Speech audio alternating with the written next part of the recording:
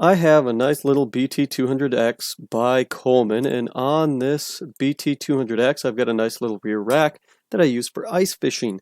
I did touch base on this rear rack and how I assembled it a little while ago inside of my BT200X top speed video, but today I'm going to go into a little bit more detail. So in order to find the rack, this is the rack system from the Coleman CT200U, one of the older mini bikes.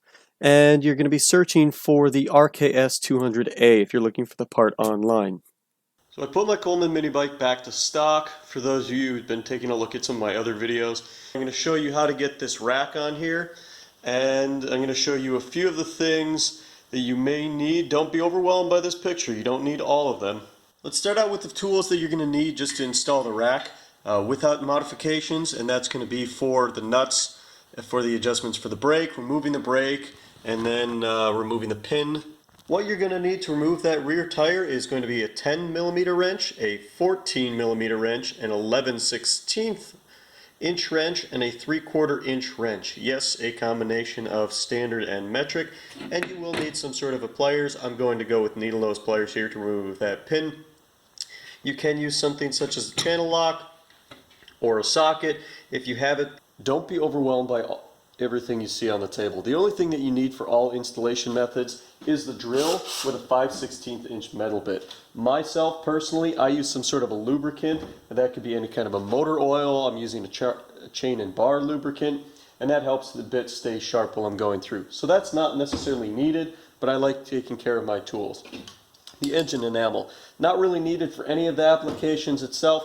However, I like touching things up to make it look like this is actually intended to be installed in this way. So engine enamel, that's a nice coat over the top of the rack to keep a good finish.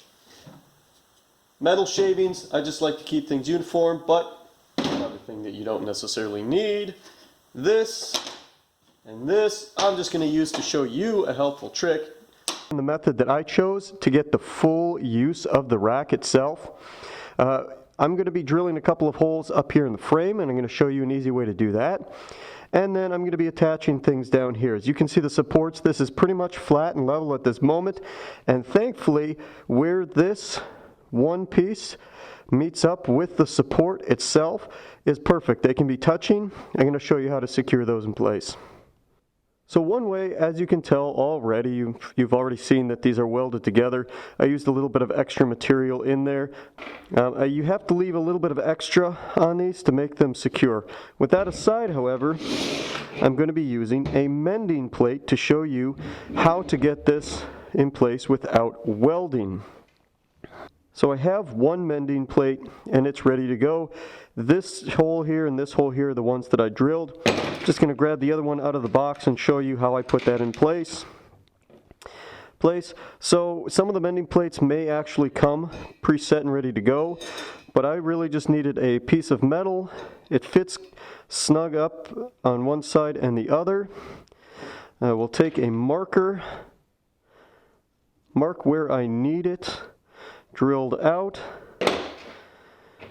and then I take my C-clamp and I secure it to something. Once I have it secured to something sturdy, that's where the drill comes in, and for me, a little bit of lubrication. Put just a little bit on a drop on the top where the hole is, and line that up and drill it right through. If you have any sharp spots after you drill, you can just take it to the file off those sharp spots and rough edges, make it nice and flush. As an end result, I now have my plate. I have my plate in place and ready to go. Now I don't have to tighten these down all the way, just at first. I can actually put it on the bike and I can make adjustments as needed to get everything else in place and lined up properly.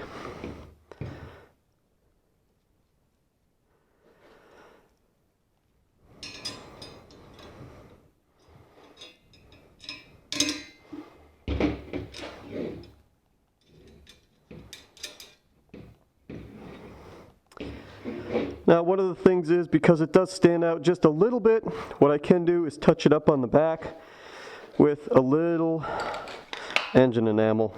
and it does blend in, as you can probably tell already.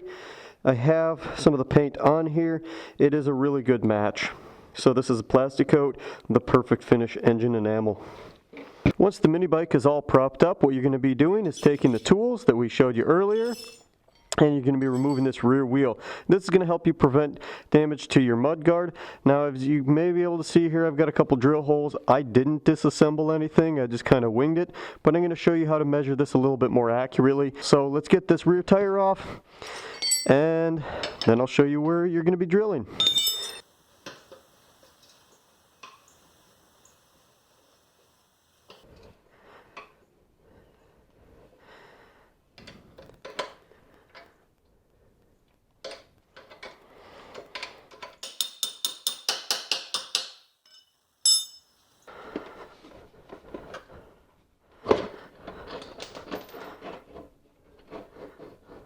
Now, if I'm using the method where it's either going to be welded on, or it's going to be using the mending plates or another sort of a plate structure bolted on here, I'm going to actually just put the axle in and hold it in place so that I can make my adjustments in here.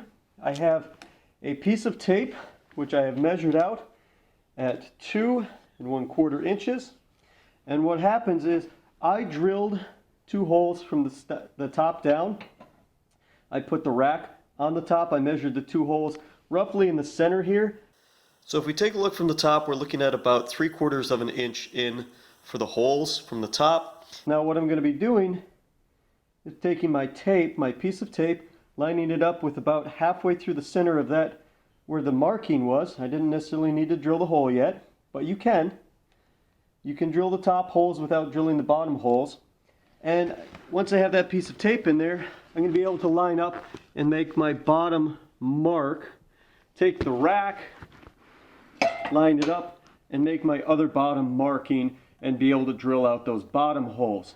So if you may be able to tell here, once I have one of the bolts actually come down at an angle.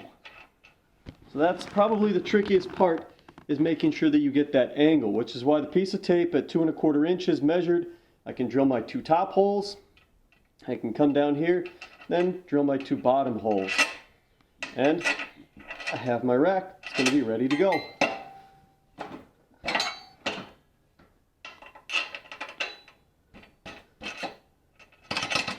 There it is.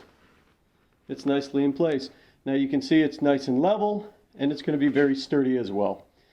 Over here we've got 1 washer on top and 1 washer on the bottom. So everything is back in place. Now whether you put the mounting up here at the top or underneath on the plate down there, what's going to happen is down here you've got axle, support rod, spacer.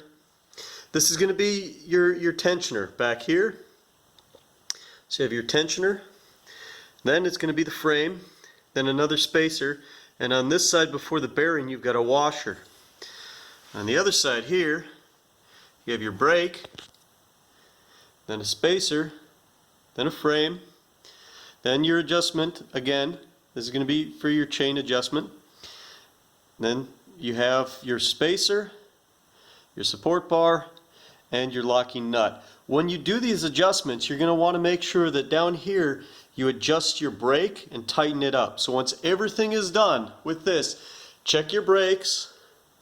Make sure that everything is tight on your brakes. If you're not braking hard enough, make sure that you do your adjustment to the brakes down here. There should be a spinning nut.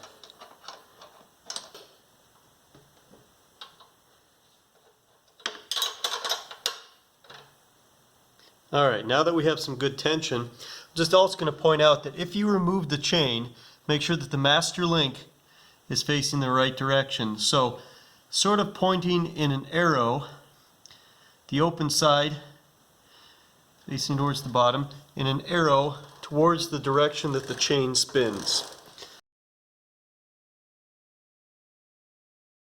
So if you can ignore for the moment that I have these things welded on and touched up with a bit of paint, it's going to be helpful. When this rack comes to you, the arms are not going to be attached in place. You're going to have this rack, and you have 2 options that are the primary options to go with. One of them is that you can actually go to this metal plate right here on the bottom, and you can drill a couple holes in there and secure the rack on there.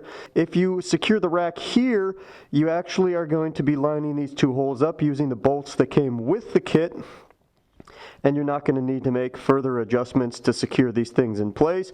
You will need that big hammer that we saw a little bit ago, and you're going to be hitting things down with the hammer on this plate to make the rack actually fit level. As you should be able to see here, you're going to lose a little bit of usable rack space. So this is going to be your usable rack space.